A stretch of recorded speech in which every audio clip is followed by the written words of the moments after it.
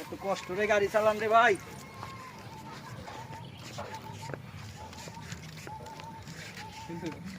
Hello, আরে ভাই কি অবস্থা? আপনার কোনো খোঁজ খবর নাই, ফোন ধরেন না কে? ঠিক আছে, তাড়াতাড়ি আসেন, তাড়াতাড়ি আসেন। আমি ঠিক আছে, ওকে। হ্যাঁ রে, পকেটে টাকা রাখছিলাম, টাকাটা কই?